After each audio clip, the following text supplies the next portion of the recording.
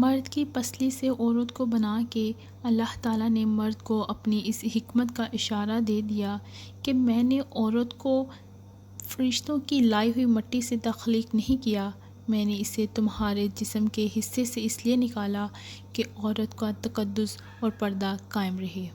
بسم اللہ الرحمن الرحیم۔ السلام علیکم۔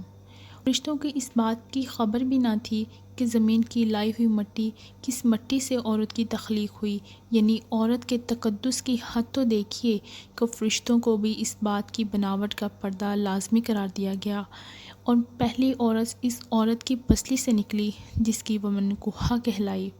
اب بات آتی ہے پسلی کی۔ عورت پسلی ہی سے کیوں نکلی؟ کیا ٹیڑھا پن وہیں سے ملا؟ نہیں، یہاں بھی حکمت سے خالی بات نہیں ہے۔ انسانی جسم میں دل اور بہت سے نازک حصے پسلی کے پیچھے چھپے ہوئے ہیں، یعنی پسلی ایک ڈھال ہے ان نازک حصے کے لیے۔ تو اللہ پاک نے عورت کو پسلی سے نکال کر یہ نہیں بتایا کہ عورت میں ٹیڑھا پن ہے، بلکہ اس عورت کو پسلی کی تخلیق کی یہ بات ثابت کر دی کہ عورت وقت بڑھنے پر ڈھال بھی بن سکتی ہے۔ حضور اقدس صلی اللہ علیہ وسلم صحابہ کی محفل میں جلوہ فرما تھے کہ ایک شخص حاضر ہوا، عرض کرنے لگا، یا رسول اللہ، کوئی ایسا مومن بھی ہے جو جہنم میں رہے گا؟ آپ صلی اللہ علیہ وسلم فرمانے لگے، ہاں، ایک شخص ایسا ہوگا جو جہنم کی گہرائی میں 1000 سال تک رہے گا اور مسلسل اونچی آواز میں پکارتا رہے گا، یا حنان یا منان۔ ایک دن اس قدر اونچی آواز بلند سے یا حنان یا منان کہے گا کہ حضرت جبرائیل علیہ السلام جہنم کے قریب سے گزرتے ہوئے اسے سن لیں گے۔ حضرت جبرائیل علیہ السلام حیران ہوں گے کہ یہ کیسی عجیب بات ہے، کوئی مسلسل یا حنان یا منان کیسے پکار رہا ہے؟ حضرت جبرائیل علیہ السلام عرش کے سامنے حاضر ہوں گے، سر سجدے میں رکھ کر خدا کی تسبیح بیان کریں گے۔ اللہ فرمائے گا، اے جبرائیل علیہ السلام سر اٹھاؤ۔ جیسے ہی حضرت جبرائیل علیہ السلام سر اٹھائیں گے تو اللہ فرمائیں گے، بتاؤ جبرائیل علیہ السلام کیا عجیب دیکھا آج تم نے؟ حضرت جبرائیل علیہ السلام فرمائیں گے، عرض کرنے لگیں گے، اے میرے اللہ، میں نے جہنم سے آتی ہوئی ایک آواز سنی جو کہ گہرے گھڑے سے الگ رہی تھی، کوئی پکار رہا تھا، یا حنان یا منان۔ اللہ فرمائیں گے، اے جبرائیل، جہنم کی دورگاہ مالک کے پاس جاؤ اور اسے کہو کہ جو بندہ یا حنان یا منان کی صدا لگا رہا ہے اسے جہنم سے نکال کر تمہارے حوالے کر دے، پھر اسے میرے پاس لے آؤ۔ حضرت جبرائیل علیہ السلام جہنم کے دروازے پر تشریف لے جائیں گے، دروازے پر دستک دیں گے، مالک باہر آئیں گے۔ حضرت جبرائیل علیہ السلام انہیں اللہ پاک کا حکم سنائیں گے، حکم سن کر مالک جہنم کے اندر جائیں گے۔ حضرت محمد صلی اللہ علیہ وسلم نے فرمایا، جیسے ماں اپنے بچے کو پہچانتی ہے، مالک ایسے جہنم کو پہچانتے ہیں، اس کے باوجود آپ یا حنان یا منان کہنے والے شخص کو تلاش نہیں کر پائیں گے۔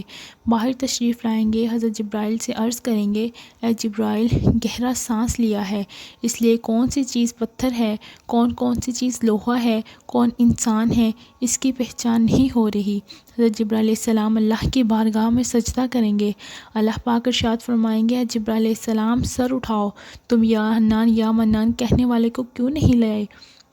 جبرائیل علیہ السلام عرض کریں گے، مولا، درگاہ جہنم مالک نے بھی معذرت کر لی، سانس لی ہے، اسی وجہ سے پتھر، لوہے اور انسان کے درمیان کوئی فرق نہیں بچا ہے، تو یہ سب جل کر کوئلہ بن چکے ہیں، کسی چیز کی پہچان نہیں ہو پا رہی۔ اللہ فرمائیں گے، جبرائیل، مالک سے کہو میرا بندہ جہنم کے فلاں گڑھے میں، فلاں کونے میں اس حالت میں پڑا ہوا ہے۔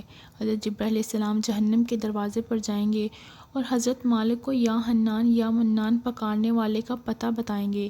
حضرت مالک جہنم کے اندر جائیں گے اور دیکھیں گے ایک شخص ہے، اس کے پاؤں اس کی پیشانی کے ساتھ اور اس کے ہاتھ گردن کے ساتھ بندھے ہوئے ہیں، جہنم کے سانپ، بچھو اس کے ساتھ لپٹے ہوئے ہیں۔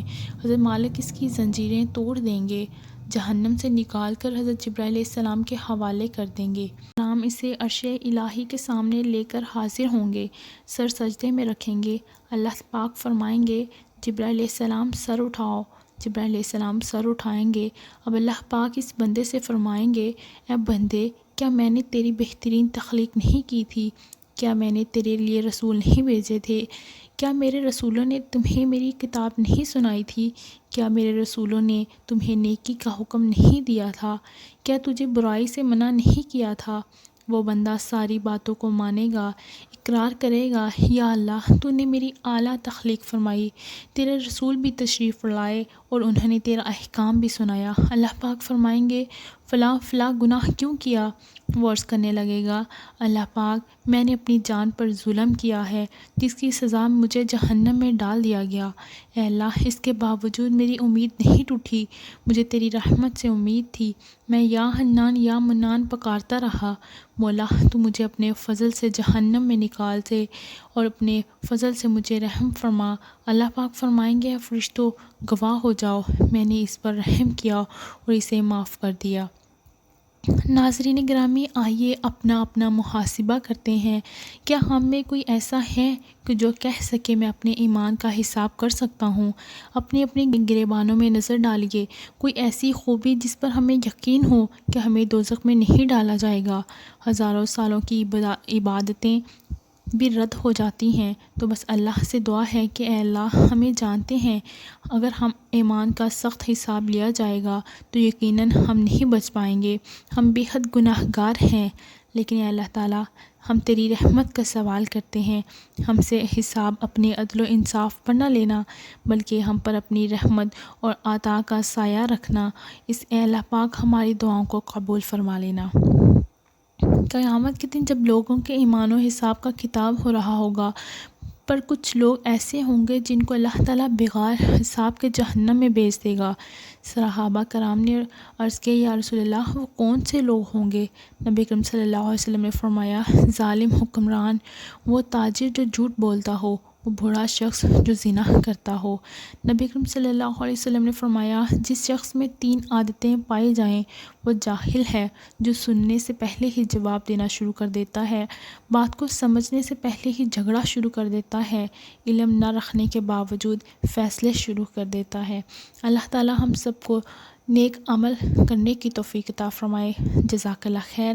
امید کرتی ہوں آپ کو میری ویڈیو اچھی لگی ہو تو اس کو لائک ضرور کیجیے گا، میرے چینل کو سبسکرائب کیجیے گا۔ دیجیے اجازت، ملتے ہیں اگلی ویڈیو میں، تب تک کے لیے اللہ نگہبان۔